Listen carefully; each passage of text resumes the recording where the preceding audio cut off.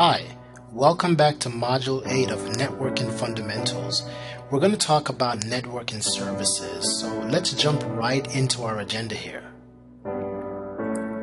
Alright, so we're going to cover two different objectives. We're going to talk about understanding network services, and we're going to detail common networking services that are available, and also understanding name resolutions, okay? Now, this is actually one of my favorite topics to discuss, so we'll just go over the name resolution techniques that are available. Alright, common networking services. So DHCP, Dynamic Host Configuration Protocol, is the protocol that enables your computer to obtain IP addresses automatically. And so the information obtained is probably going to include your IP addressing, information about the IP address itself, a subnet mask, a gateway address for your default gateway device, your router, and then your DNS server address. Now, there are some other advanced features and options as well that can be included with the DHCP. Now, the server definitely provides a real reliable IP address configuration and also make it really easy for network administrators because, well, I wouldn't want to have to assign an IP address every time a device is connected to a network, not with all the devices that are out there in existence. So it's a really reliable service, the Dynamic Host Configuration Protocol. So let's talk about the DHCP server and how that process works. It starts by leasing an IP address to a client computer after the following steps are performed. And so you see the steps there, right? Clearly, after you install the DHCP service on the server before it can be used, you configure an IP scope. Then you activate that scope and then authorize the server and then configure any other advanced options. And of course, those options are optional, right? But if you're a really good administrator, you're probably going to want to configure all of those advanced IP options as well.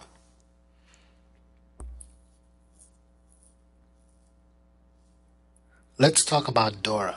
So DHCP sessions, when they begin, they use a four-step process known as DORA. It's simply an acronym. The first step in this process is discovering. That's when the client sends a broadcast to the network to simply find a DHCP server. So it says, hey, are there any DHCP servers out there, right? That's the discovery process. Now, next, the server is going to respond and send its unicast message offering an IP address to the client. Then, of course, we have a request where the computer says, hey, I would really like that IP address. Please send it over to me. Then the DHCP server sends a final unicast message to the client that includes the IP information. APIPA is another service, a networking service that makes things really nice for us. It assigns that unique IP address which starts with 169 when there's no DHCP server available, right? So APIPA can cause some troubles too, because if you have an IP address or APIPA address, it makes it difficult for us to obtain IP addresses properly from the DHCP server sometimes, right? So when a client attempts to obtain an IP address, the DHCP server might be too busy or some other issue might come up, and so it will prevent a computer from accessing the internet if you have one of those addresses. But the good news is that you can use it to access and communicate with other devices on the local area network. Alright, next let's touch on, just real briefly, remote desktop services.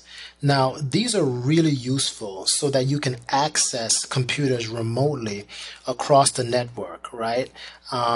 We use remote desktop services to enable a virtual desktop infrastructure. And so this is session-based, right? We're able to access it. We can log onto our desktop remotely and then start a session and then just simply end the session, right? And we can use the applications. We could basically work from anywhere. And we use something called a thin client. It's a type of computer that doesn't have a lot of resources or a lot of intense hardware, right? It's thin. But we're able to use those computers because we're going to connect to the server that run remote desktop services which enable remote access.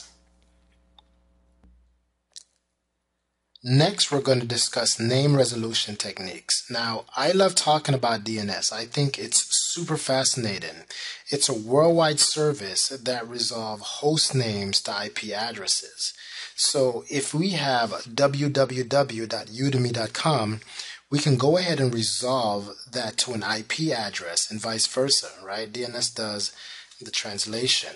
Now, DNS's architecture is just hierarchical and distributed, and it has an associated set of protocol that define a mechanism for querying and updating a database, as well as an extensive database that aligns names with IP addresses, right?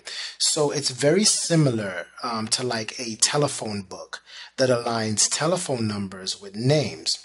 Another important thing for you to note is that DNS is part of TCP/IP, and the servers are going to use inbound port 53 to accept name resolution techniques. Alright, so that's it for this module.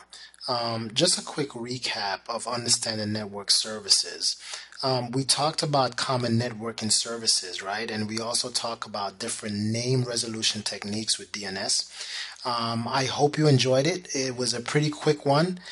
So thank you so much for joining me, and I see you in the next module.